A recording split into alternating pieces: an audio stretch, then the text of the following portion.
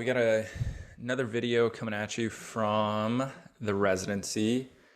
And right as all these notifications pop up, I can get my book ghostwritten for $7.99. Awesome. I'm going to go into the farm residency. Let me go ahead and share my screen here.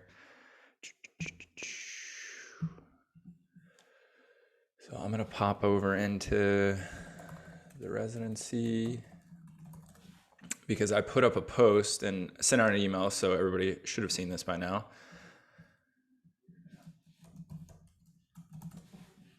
But when you go in here and you go under, I guess I don't know my own password. That's always a good thing for the business you run. So this is under research reviews, even though it's technically not, but maybe you've read these, but I just put up a link. Obviously we have Peter Attia's Beautiful Smile because these are his articles, but studying his studies, this is, I would say, required reading if you're going to be a physician of any sort. Obviously with anything that Peter does, he breaks it down awesome, but this 3-part blog is basically talking about how to go through research, be evaluative of it, get to a point where you can have strongly held convictions held loosely. And I wanted to put this up first last week before I went through all of this research, because I'm kind of going to show you my process, which is largely based on this, but also kind of like determining how do you actually use the things in the research to change what you're going to do in the treatment room, or do you, or are you just going to go parrot information? So let's kind of hop into this. So I've said before my process for allocating information, so I'll just kind of go through that a little bit. I don't usually, I'll get these. It's 7:30 right now my time, so nothing's coming to my mailbox. Actually, it has. Here we go. So this is good. So let's take you through this whole process. So these just showed up, 3 minutes ago. So here's one of my PubMed crawlers. So this is breathing and running. Those are the keywords. So I'm just going to see what this says and see if it's something I may just delete this. So a breathing mask attenuates acute airway response to exercise in sub-zero environment in healthy subjects. So while that sounds interesting, how often am I working with athletes working in sub-zero environments? Not a lot, but I probably do have a lot of patients that have exercise-induced asthma, which is going to be exacerbated by cold weather. So I'm going to click on that puppy. I'm going to go right down to the conclusion. So I really skipped through because you're like, shouldn't you read the abstract? Not yet. So this HME, this moisture exchanging breathing device, attenuated acute airway responses induced by moderate to maximal intensity exercise and negative 15 degrees. Jesus. Healthy subjects. Further studies are needed to examine whether this HME could constitute primary prevention against asthma in winter endurance athletes. So first of all, it's extremely cold. Second, I think it makes sense that if I wear anything over my mouth, if we learned anything over the last 2 years, and you have glasses, if you wear a mask, it's going to be a little more moist, which is my wife's least favorite word in the world. So I don't like this study right away. I'm sure there's some stuff, but also when it says we need to study more because there are only 23 subjects. So it doesn't matter. Delete. Cool, right? So you can just blow through stuff. Okay. So here's the one that I pull probably the most information out of. So this is you can see it's got a lot of different fields in here. So I have running and injuries, or injuries, wounds and injuries, like all these kind of keywords to grab a lot of stuff. So this is going to have the most articles in it. We'll go through the articles that I thought was important, but I think it's good to see this process. So I'm just going to kind of in silico modeling of tibial fatigue life in physically active males and females. I'm not going to look at that. Training habits and injury rate in masters female runners. So going to open that. I'll come back and read it. Variations in thickness of the plantar fascia after training based in training race. That doesn't make sense, but it's pilot study, so that may not hold a lot of weight for me. Patellofemoral contact forces after ACL reconstruction. Sure, let's look at it. Long-term return to sports after ACL injury, reconstruction versus no reconstruction, comparison of 2 case series. So interesting, but it's only 2 case studies, which again, a systematic review on methodological variation in acute chronic workload research in elite male football players. You'll see a lot of stuff come out of like rugby and soccer, because and especially in Europe, because that's where they're going to be gathering a lot of data. They do a lot of, in my opinion, a lot more sports science research that they actually then dictate to white papers versus in the US, it tends to just stay within the team and they just use it for their own strength conditioning and sports science reasons. So I'm not going to worry about that too much. Spatiotemporal and ground reaction force characteristics as a risk factors for running a related injury, a second analysis of randomized trial, including 800. So I've followed this one. They've done a couple series off this. This typically doesn't have a lot of info in it. They just say we need to do more studies. Sacral stress fractures in athletes. I'm very interested in that because if you look at elite marathoners, that's one of the more common injuries you're going to see. Also can be a hard one to diagnose. Impact of Askling L protocol on biceps femoris architecture. I have no clue what that is, so I'm going to click on it. And then platelet-rich plasma for hallux sesamoid injuries. Cool. Now, I go ahead and delete that email, and here's what I do. So, this one has a full text. That's cool. Go down to the conclusion. This cohort of runners trained in a relatively smart manner with a moderate volume of running mileage and utilization of cross-training. Many had experienced some form of injury that halted their running for a period of time. It doesn't sound that interesting to me because it's talking about basically low volume training distributed over just a few days a week with some cross-training actually was of benefit, which maybe that is interesting to me now because it confirms my bias. That maybe one of the smarter ways to train is a little lower volume, throwing some cross training, spread it across enough time. So what I'm going to do with this is putting in my reading list. So I'm just going to say add current tab. I'm not going to go read that whole thing now because I'm acting like I got up on a Monday morning, came into the office and drink coffee. If I had time, I would read it, but usually I don't. I just kind of gather them and then I go back. Also, I'm just a little OCD, so it just makes sense to kind of go through these and then when I have time. Variations in thickness of plantar fascia. So this is a pilot study. So again, the very end here, it says we observe plantar fascia thickness above 4 millimeters in asymptomatic patients with no signs of vascularization, proving that increased plantar fascia thickness is not the only criterion for diagnosis of plantar fasciitis. Yeah, I guess that's cool. I didn't really, based on other research, we know that, calcaneal bone spurs and thickening of the plantar fascia and things like that don't really matter that much, even though I literally had somebody walk up to me at the race this weekend that we worked and say, yeah, I got a spur in my heel and I've been doing dry needling for it, not here. And I think it's getting better. I want to be like, well, it's not going to change that spur and the spur didn't cause your pain in the first place. But obviously I didn't just want to piss that guy off before he goes and runs a 5K. Patellofemoral contact forces after ACL reconstruction. I think this could be interesting. So the involved limb displayed relatively consistent loads from 6 months onward, while the uninvolved limbs decreased backward down towards their 3-month values. Overall, these results suggest that early patellofemoral underloading exists after ACLR and may be leading to patellofemoral OA development.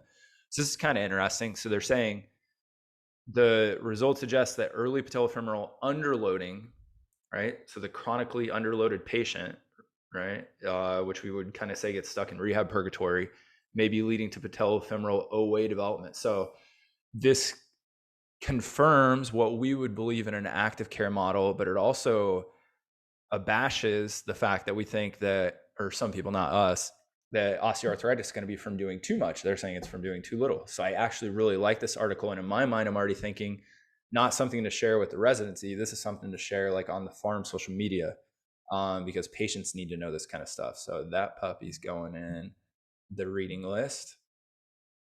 So again, I'm explaining my thought process so you can kind of see how do you use research, not just for clinical decision making, but like marketing and getting information out there. Because in my opinion, patients don't care and don't really want to be beat over the head with research, but people also, I mean, how many articles now? I have like an Apple News crawler that you go through Apple News and it's literally somebody writing in like the Atlantic or the New Yorker about, not the New Yorker, New York Times about some piece of health research, and then it's absolute crap writing over the top of it. It would be really good if people like Peter Attia, and I'm not putting myself in that category, took health information, white papers, and then relate it in a way that it's digestible to the lay public. If you can do that, that's a huge benefit to your community and your clinic. This is gonna be a long video with a lot of research. Gross. I feel like I'm fasting because I have to go do blood work. I'm probably gonna throw up everywhere if I keep reading research. Long-term return to sports after ACL injury, reconstruction versus no reconstruction, in comparison to case series. Only 2 case studies. It's an interesting concept, but let's see what it says. Surgically treated patients return to competitive pivoting sports at 3 times the rate of those managed non-operatively, right? We're looking at 2, it's case series, not case studies. So how many people were in each series? Sorry. Level 3 evidence. I don't think it actually says right here. So how many? So I'd have to dig in. This probably isn't free, so that's the other thing. Obviously, we could all whisper Sci-Hub and go plug it in and see if it's there. I'll probably look at this one. Regardless of grouping, RTS are correlated with the modifiable factors, including strength and stability. Higher rates of subsequent injuries observed after reconstruction may result from increased participation in competitive. So here's it's always interesting to see what the researchers pull. So they're saying that surgically treated patients return to competitive pivoting sports at 3 times the rate. So whether I'd have to figure out, are they saying rate? To me, it could be time, but it also could be the amount of people that returned. But then they're also saying higher rates of subsequent injuries observed after reconstruction may result from increased participation. Or it could be that reconstruction is not the best thing. I don't know. I'd like to dig into that one. So see if this accept their cookies. So yeah, this is a free article. So I'm going to put the whole free article in my reading, and I'm going to go look at that later. So let's keep rolling here. So spatiotemporal and ground reaction force, and I'll put any of these that are interesting. Again, I'm going to drop these in the research section of which I need to make a new one on my page where it's not research reviews per se, but I'm just going to have a research catalog in the residency. So spatiotemporal and ground reaction force characteristics is a risk factor for running RRIs, a secondary analysis of a randomized trial, including 800 plus recreational runners. So these are usually observational. So this is, case control study. Well, yeah, they're controlling some variable. And it's a crude analysis. Greater injury risk was found for greater step length, so stride length, longer flight time, shorter wow, that's kind of interesting. So longer flight time, shorter contact time, which I would think is the opposite, and lower duty factor in the stratified analysis by shoe version adjusted for previous injury and running speed. So lower duty factor is an injury risk factor, especially for softer shoe use, contrary to widespread beliefs. Vertical impact, peak loading rate, and step rate were not injury risk factors. I'm gonna have to dig into that one. Sacral stress fractures in athletes. While most sacral stress fractures occur in normal bones exposed to abnormal repetitive loads, the high percentage of lower bone mineral density can blur the lines between fatigue fractures and insufficiency fractures.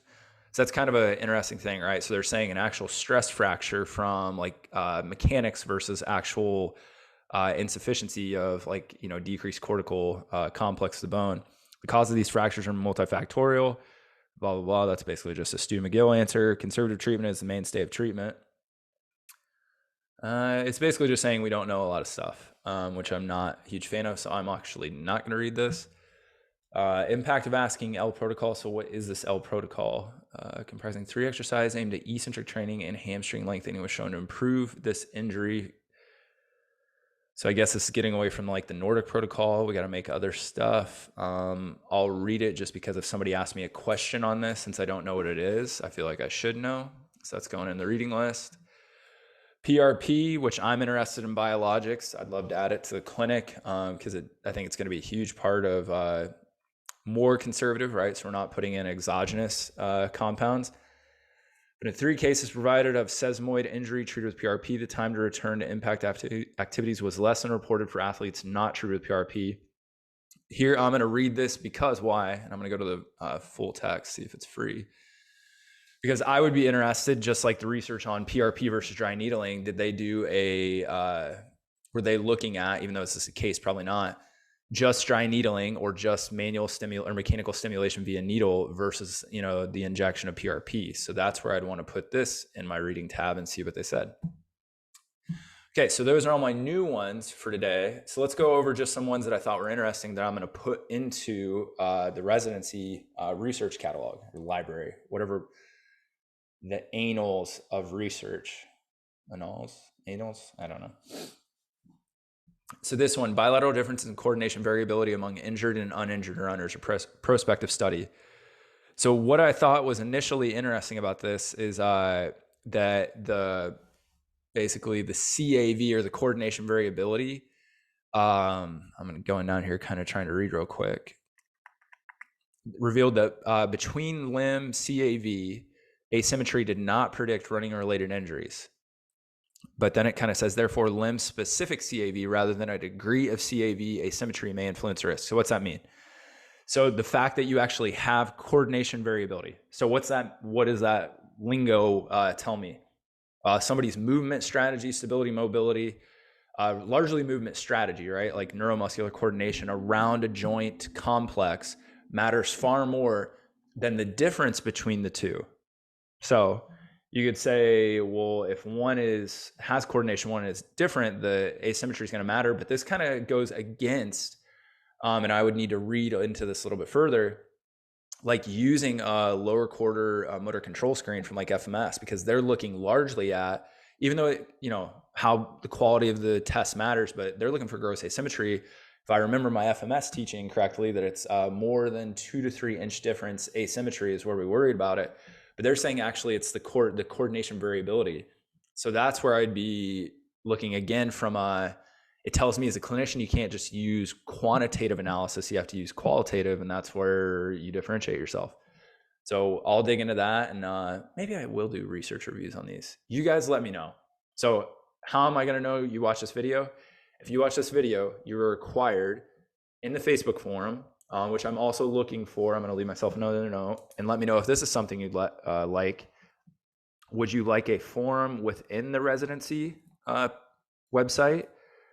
And then also comment and let me know if you'd like me to do individual research reviews, like breaking down these research papers I put up, or you just want me to put the research so you can access it and come to your own conclusions. Let me know. If I don't hear from everybody, I guess we should just close the residency down because nobody's watching these. So runners with mid-portion Achilles tendinopathy have a greater triceps surae intracortical inhibition than healthy controls. Interesting thing. So this is something I talk about in RX3 seminars that I don't think a lot of people inherently know. It's easy to understand once you're it's elucidated. So when your foot hits the ground as a runner, especially as you're a better runner, your triceps surae, your gastrocsoleus complex, and a lot of the muscles in the lower shank are isometrically loading very rigidly against the pull or the stretch of the tendons, like the Achilles and the plantar fascia even. The less apt somebody is at creating a strong isometric contraction, the more chance the more risk they have for injury, which is what this is also showing. So if there's more inhibition of that muscular group, right, that like you're trying to have a descending inhibition because maybe you're trying to protect something, who knows what's going on, why the higher order process is there, increases rate of injury, which makes sense because now your Achilles is going to basically have to stretch, maybe not as much, but it's going to be violent because it's probably going to be going against a concentric contraction.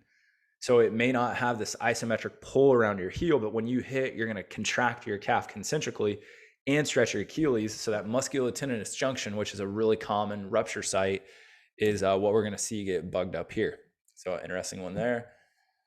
There's the full paper, so I'll just close that out.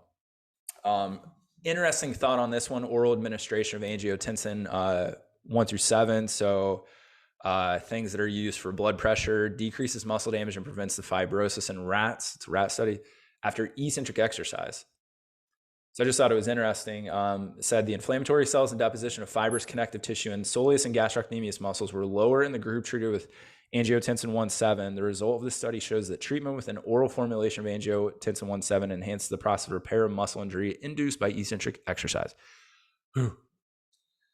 I also heard Peter Attia talking about how Tylenol may go on the USADA list and WADA list because it's a temperature reducer and pain reliever, which it makes it a performance enhancer. But I think you're going to see a lot more of this stuff where you're seeing off-label use of prescription medications for performance. Now, how important is this? I don't know. But if I was dealing with a pro athlete and this wasn't on a list, maybe I could use it. And then the question is, should you use it? So changes in spatiotemporal parameters, joint and center of mass kinematics, and leg stiffness in novice runners during a high-intensity fatigue protocol.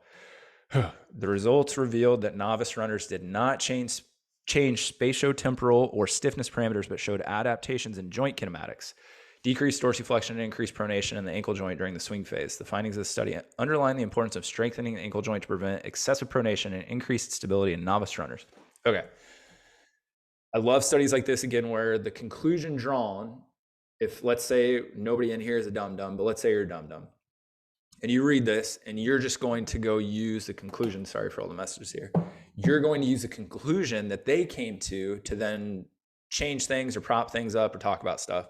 So you say, hey, this research shows that people didn't change their center of mass kinematics, right? They didn't have like excessive coronal plane shift. It doesn't seem like they lose stability. What they do is they change the lower extremity.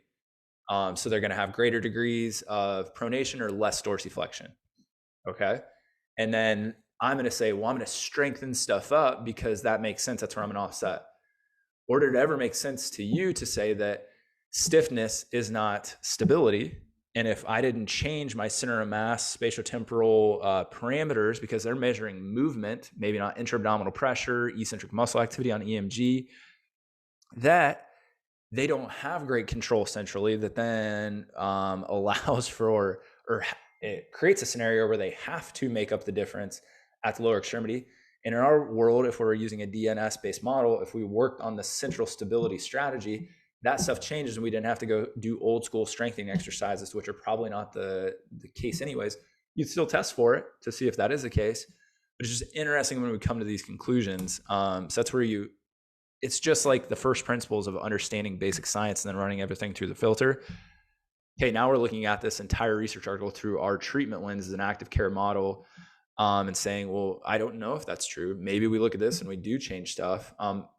I would agree that like a lot of the stuff that like Michaud talks about and soleus strengthening and just general foot strengthening, very important. But when we compare that to the core, like I'd say core, but center of mass kinematics, is it actually what they think it is? Don't know. I'm going to pull the free text or full free text.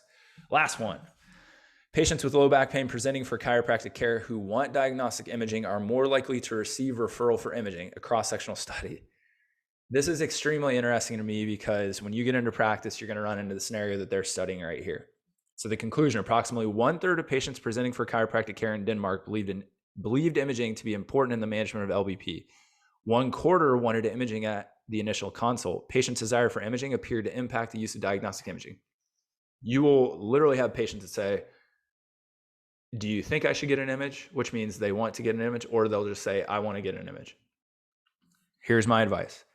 If you have that patient, you better get an image for two reasons. Like they said here, not because it changes. And you could say, well, I'm going to talk them out of that. And I mean, certain people, you got to kind of see, are they a responder, non-responder, they, what, all these things. Okay. If we think they're a malinger or they're going to have, they're having some sort of, affected pain or something, maybe we don't get the image because they think that's the absolute worst thing. I would explain that to them. Right. But if somebody wants the image, and they think it's therapeutically important, it is therapeutically important. Now, how you decipher that imaging information to them is wildly important. So I would say you want to control the image at that point because they're probably going to go get it someplace else. So explaining that maybe some of these things aren't leading to their demise is important.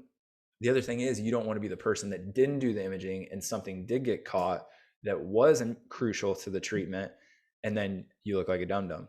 So I really like this article, and this is one where I would put this into like on the farm social media and, or write a blog about it and just kind of talk about imaging a little bit. So that'd be my like breakdown of all of my ideas on the research as I go through it. I hope this was helpful from beginning to end. Again, go read that 3-part blog by Peter Tia on how to go through research. The last one on his is more on like how to do research. I don't think a lot of us are doing research, but read that. go through the articles, answer the 2 questions. Would you rather a forum within the residency website, or do you just want to keep the Facebook forum? And then also let me know, do you want me to break down individual research articles when I post them, or do you just want me to put them up there? I'll see you guys in 2 weeks with Kyler.